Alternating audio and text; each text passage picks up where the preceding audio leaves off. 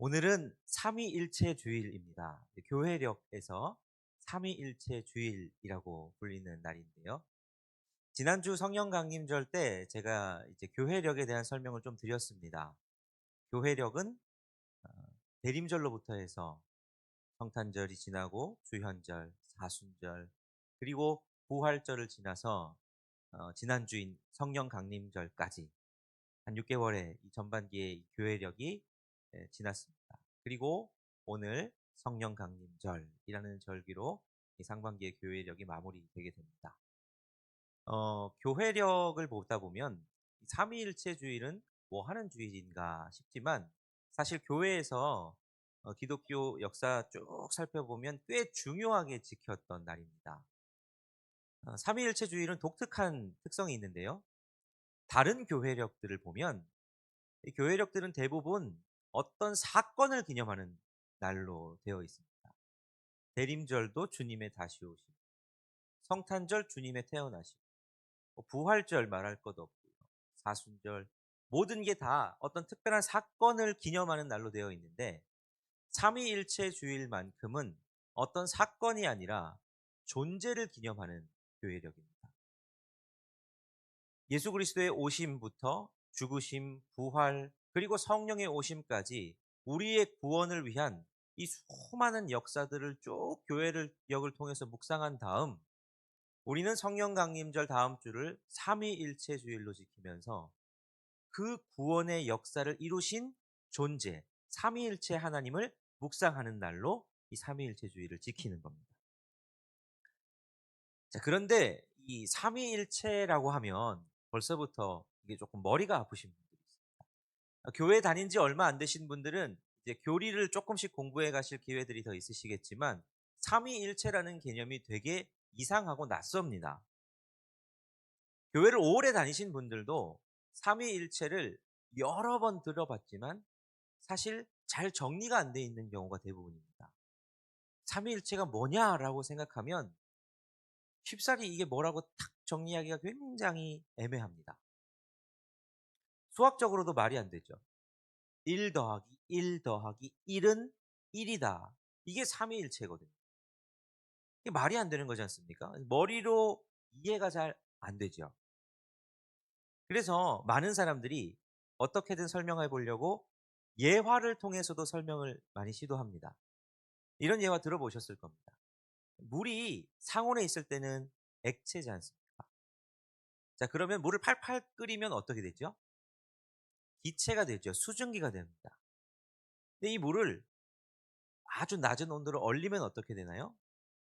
고체가 되죠. 얼음이 됩니다. 하나님도 이와 같다 이렇게 해석을 하는 거죠. 하나님이 어떤 때는 액체의 모습으로, 어떤 때는 기체의 모습으로, 어떤 때는 고체의 모습으로 나타난다. 이런 비슷한 설명이 이런 설명도 있습니다. 저는 목사로서 교회에서 역할을 가지고 있습니다. 근데 집에 가면 어떻게 됩니까? 누군가의 아내, 남편이기도 하고 아버지이기도 하고 또 부모님께는 자식이기도 하고 자, 이런 여러 역할들이 있는 다양한 역할들을 가진다. 이게 삼위일체다. 이렇게 설명하는데 여러분 이게 그럴싸해 보이지만 사실 양태론 이단의 논리입니다. 삼위일체는 새 위격이 있으신데 그분이 하나시다라는 논리입니다. 새 위격이라는 건 새 인격이 있으시다는 거예요. 그러니까 이건 역할을 각각 한 분이 난 이 역할도 했다가 저 역할도 했다가 이런 걸 말하는 게 아닙니다. 삼위일체는 동시에 한 곳에서 존재하실 수 있는 것이기도 하지만 동시에 다양한 곳에서도 존재하실 수 있는 개념입니다. 그러니까 이게 잘 이해가 안 되죠. 어떤 분들은 이거는 세 분이 동업하는 거랑 똑같다. 각각 다른 분들이 한 역할을 동업하는 거다.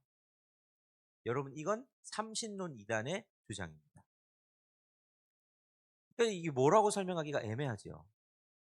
세 분인데 한 분이고 한 분인데 세 분이다.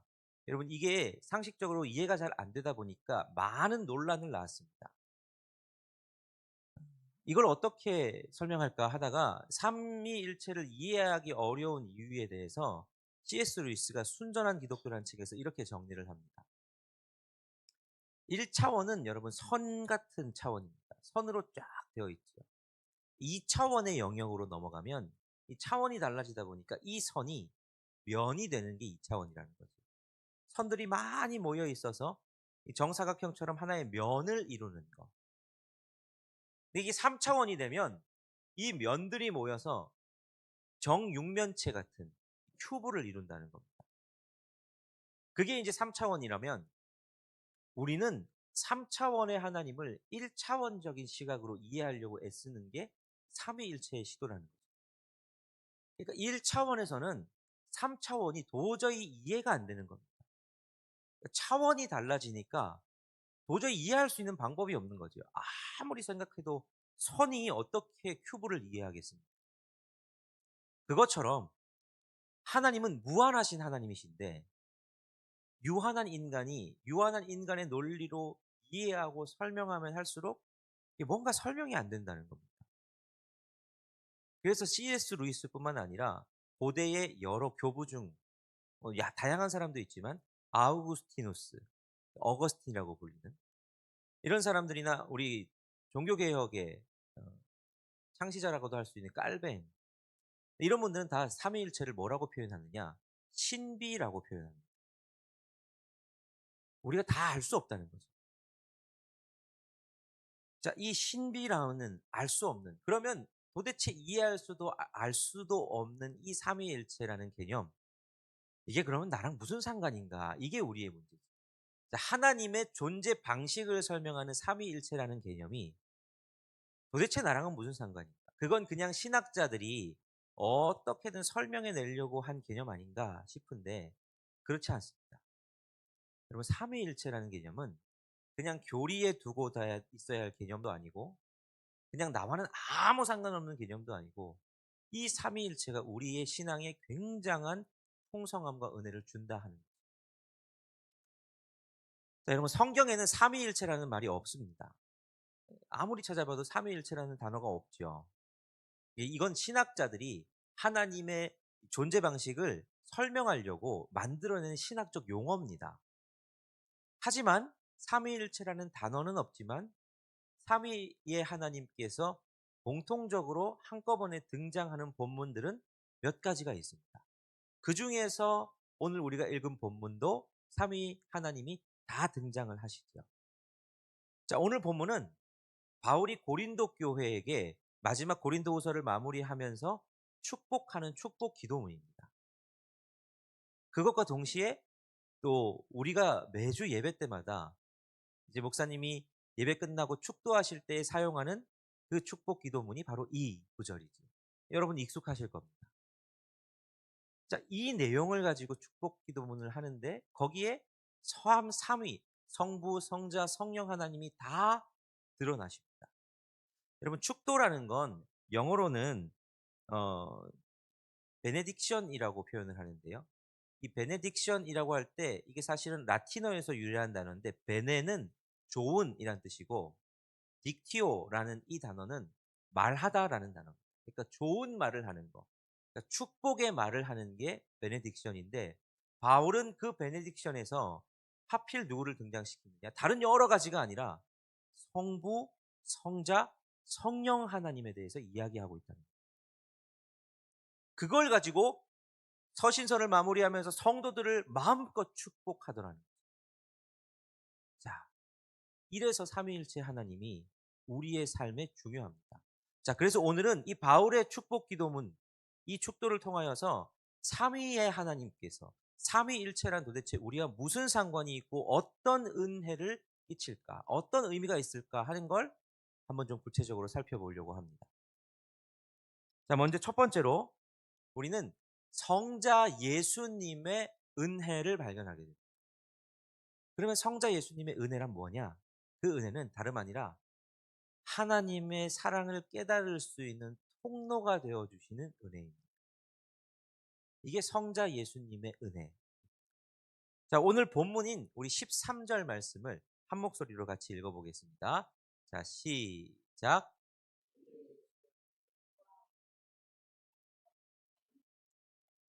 너희 무리와 함께 있을지어다. 자, 여기서 우리가 조금 독특한 표현을 발견하게 되는데 이게 순서적인 측면입니다. 자, 우리가 보통 삼위일체 하나님을 이야기할 때 어떤 순서로 말합니까? 성부, 성자, 성령 이렇게 표현합니다.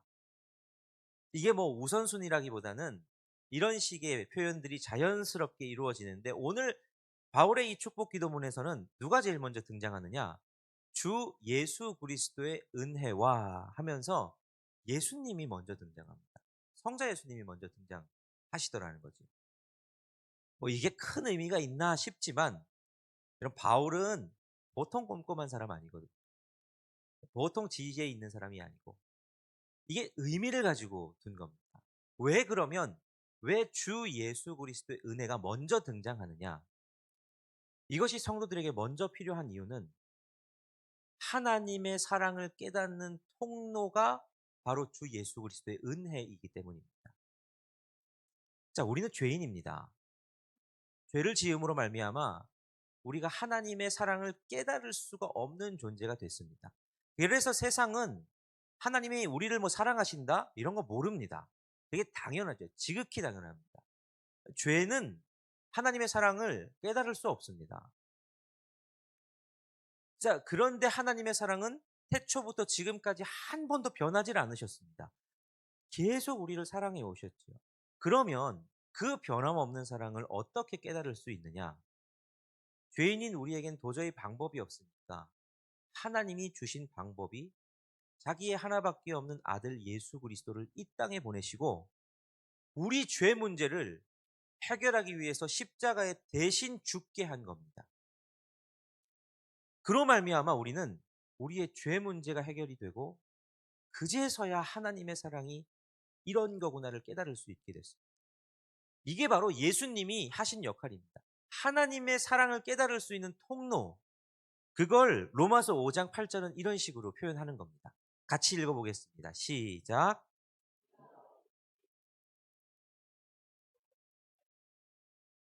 하나님께서 우리에 대한 자기의 사랑을 확증하셨느니라. 자, 우리는 하나님이 우리를 사랑하신다는 거 몰랐습니다. 죄 때문에. 근데 우리가 죄인 되었을 그때에 하나님이 예수 그리스도, 자기의 하나밖에 없는 독생자 예수 그리스도를 우리에게 보내시고 십자가에 달려 죽게 하심으로 야, 내가 너 이만큼 사랑한다. 이제 알겠니? 나는 내 아들 예수 그리스도를 십자가에 달려 너 대신 죽게 할 만큼 너를 사랑한단다라고 하나님의 사랑은 이렇다라고 확증하셨다는 거죠. 예수님을 통해서 우리는 하나님의 사랑이 얼마나 큰 사랑인지 도대체 어떤 사랑인지를 알 수 있게 됐다는 겁니다. 우리가 한 거 아무것도 없어요. 노력한 것도 없고 달라고 한 적도 없습니다. 근데 하나님이 거저 주셨어요. 우리는 그걸 은혜라고 표현합니다. 그래서 바울은 너희가 항상 어디에 있든 주 예수 그리스도가 너희 은혜가 너희 가운데 있었으면 좋겠다. 너희가 주 예수 그리스도의 은혜를 놓치지 않았으면 좋겠다. 그 놀라운 은혜를 깨달아지면 좋겠다라고 축복하며 기도하고 있는 겁니다. 그것이 우리에게 먼저 필요하기 때문입니다. 그 다음 두 번째로 오늘 본문에 등장하는 게 뭐냐? 바로 성부 하나님의 사랑입니다. 근데 이 사랑은 어떤 사랑이냐? 충만하게 흘러넘치는 사랑입니다. 이게 어느 정도 표현할 수 없어서 그냥 충만하게라고 표현한 겁니다. 자, 우리 13절 말씀 다시 한번 읽어보겠습니다. 시작. 주 예수 그리스도의 은혜와 하나님의 사랑과 성령의 교통하심이 너희 무리와 함께 있을지어다. 예수 그리스도의 은혜를 발견한 사람들이 그 다음 받아야 할 것, 깨달아야 할 것, 하나님의 사랑입니다. 종종 이런 의문을 가질 때가 있습니다. 여러분은 없으셨는지 모르겠는데요. 여러분, 하나님이 세상을 왜 만드셨을까요? 하나님이 말씀으로 뭐 능력으로 세상을 만드셨다는 거, 우리를 만드셨다는 거 알겠습니다. 근데 하나님은 왜 우리를 만드셨을까요? 왜 세상을 만드셨을까? 하는 질문이 드는 거죠. 그런 질문에 대해서 어떤 이들은 하나님이 외로우셔서 너무 심심하셔서 우리랑 좀 노시려고 우리를 만드셔 가지고 하나님께서 아름답게 즐기시려고 만드신 거 아닌가 생각하는데, 제가 조직신학 공부하면서 배우다가 이 삼위일체 그리고 하나님께서 천지를 만드신 이게 너무너무 은혜가 됐었습니다. 앞에서 설명드렸던 어거스틴이 그 하나님의 존재 방식을 이런 식으로 설명을 합니다. 하나님 안에는 사랑하는 자이신 성부 하나님, 또 사랑받는 자이신 성자 예수님, 그리고 사랑 그 자체이신 성령님이 계시다. 이걸 삼위일체라고 설명합니다. 그러니까 삼위일체가 사랑으로 표현하는 거죠. 여러분, 삼위일체는 그 자체로 완벽한 공동체의 원형입니다. 우리가 삼위일체를 다 이해할 수 없어서 마치 이게 지금 세 분처럼 이해하지만, 여러분, 세 분이 한 분이신 것만큼 우리가 이해할 수 없을 정도로 그분은 사랑으로 똘똘 뭉쳐 있습니다. 하나님이 아들을 사랑하시고 그 아들은 그 사랑을 로 말미암아 하나님을 영화롭게 하기 위해서 사명을 다하고, 성령 하나님은 그 띠로서, 사랑의 띠로서 그 모든 것들을 묶으시는, 이게 삼위일체 하나님. 그러므로 여러분, 삼위일체 하나님은 전혀 외롭지 않으십니다. 누가 옆에 계셔서 부족함을 보완해 줘야 될 내 외로움을 충족하고, 내가 부족한 게 있어서 누가 저 사람이 나한테 경배해야 하고 찬양해야 되고 부족한 걸 채워야 하고, 여러분 그게 아니라 삼위일체 하나님은 그 자체로 완벽한 분이십니다. 그러면 그 완벽한 분이 왜 세상을 창조하셨느냐? 바로 하나님의 사랑이 너무 충만해서, 너무 흘러 넘쳐서 그 충만한 사랑이 흘러 넘친 결과가 세상의 창조라는 겁니다. 너무너무 사랑하셔서 그 사랑을 다른 이들도 누리고 그 사랑의 연합에 깊이 참여시키고자 하나님은 세상을 만드셨어요. 여러분, 이게 은혜입니다. 우리가 만들어진 이유가요, 뭔가 하나님이 부족해서 우리한테 뭐 시키려고, 우리한테 뭐 받아먹으려고 그래서 우리를 만드신 게 아니라는 겁니다. 우리를 만드신 이유는 너무너무 우리를 사랑하셔서, 흘러넘치는 사랑을 주체할 수 없으셔서 우리를 만드시고, 그 사랑에 우리도 깊이 참여해서 사랑을 누리라고 우리를 만드셨다 하는 겁니다. 세상을 만드신 이유가 그것입니다. 그래서 여러분, 우리가 이 축도를 들으면서 하나님의 사랑과를 묵상할 때, 하나님의 사랑은 너무너무 충만한 사랑입니다. 흘러 넘쳐서 우리에게 부족함을 채우기 위해서 우리를 이용하는 도구로 삼으시는 사랑이 아니고, 우리가 뭔가 해야만 우리를 사랑하시는 사랑이 아니고, 아무 조건 없이 그분의 사랑 가운데로 초청하시는 사랑이다 하는 거죠. 그리고 마지막 세 번째로 발견하게 되는 건 성령 하나님의 교통하심입니다.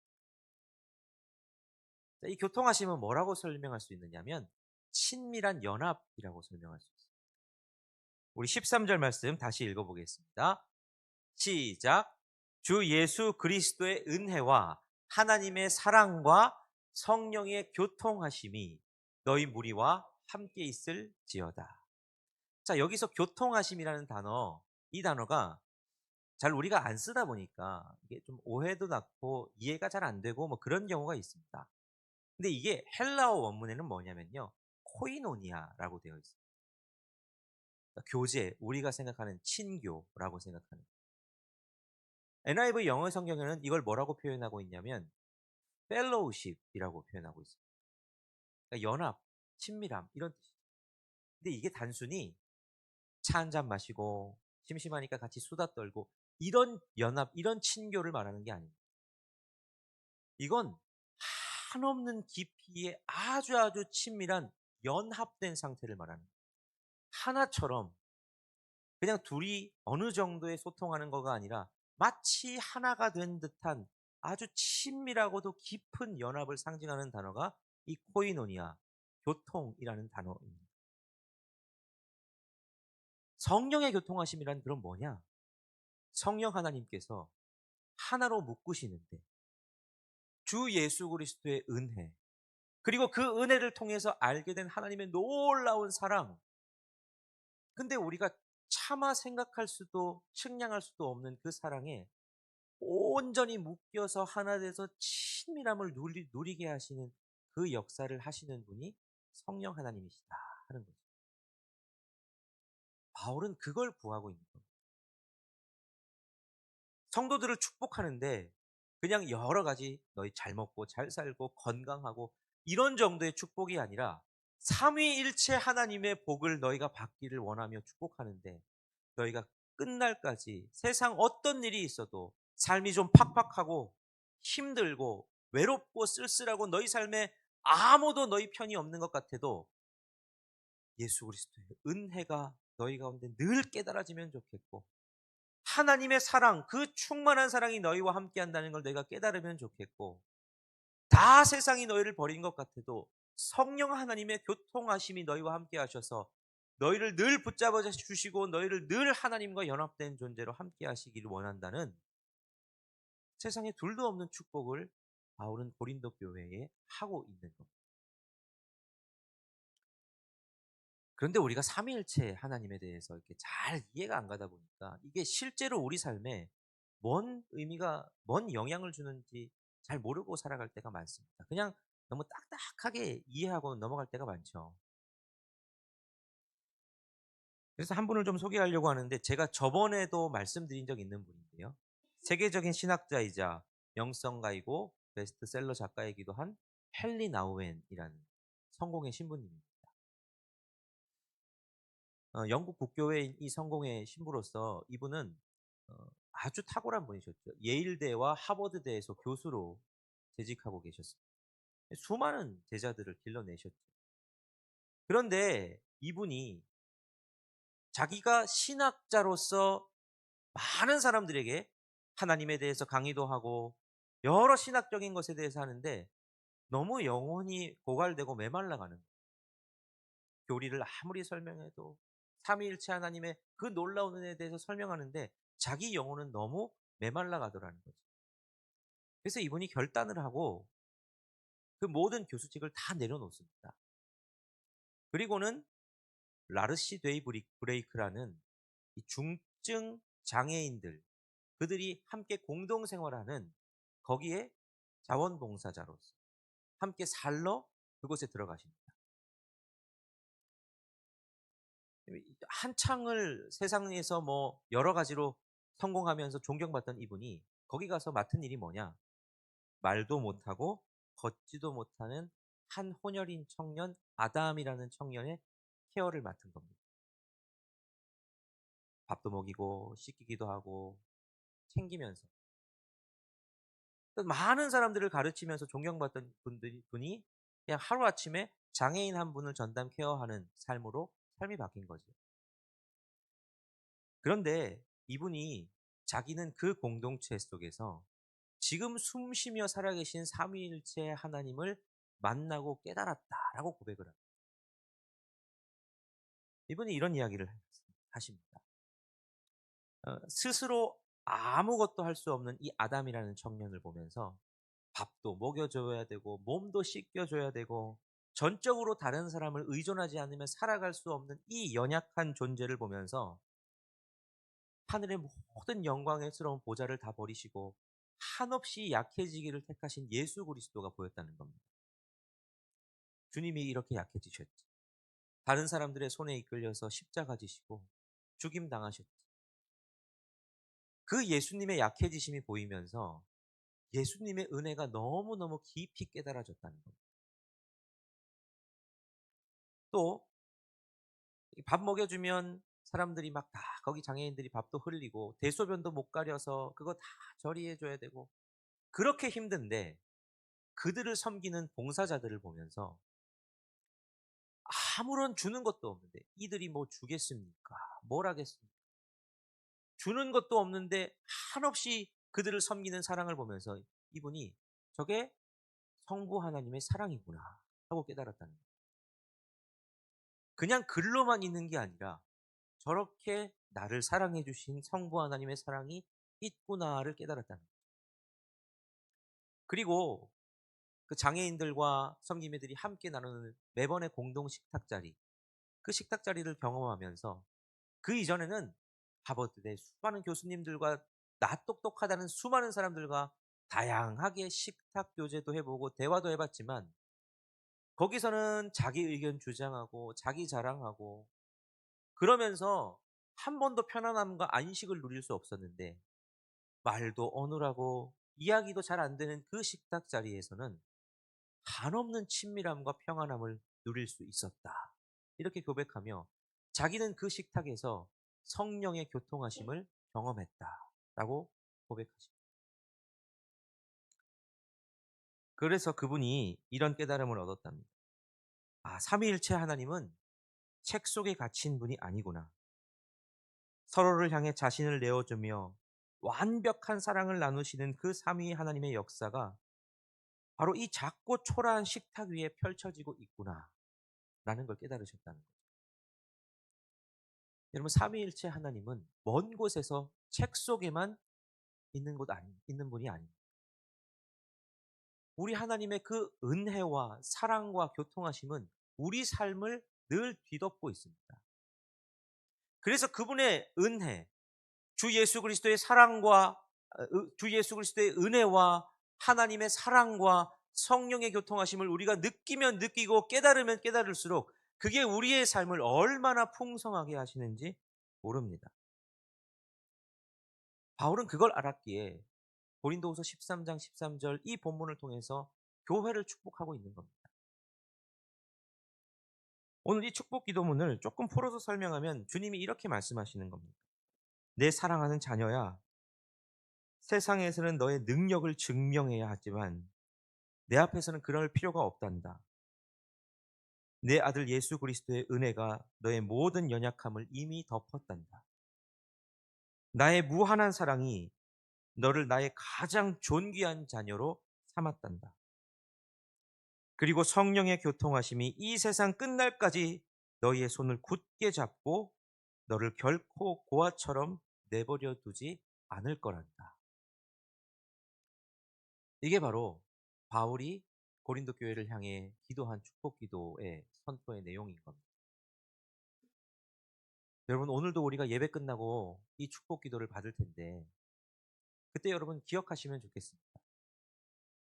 예수 그리스도의 은혜가 우리의 삶을 덮고 있고 하나님의 그 충만한 사랑이 우리의 삶을 덮고 계시며 성령께서 교통하심으로 결코 고아처럼 우리를 내버려 두지 않으시고 그 친밀한 연합으로 우리를 이끄실 것이다 하는 그 간절한 기대와 소망을 가지고 이 축복 기도를 받으시면 좋겠습니다.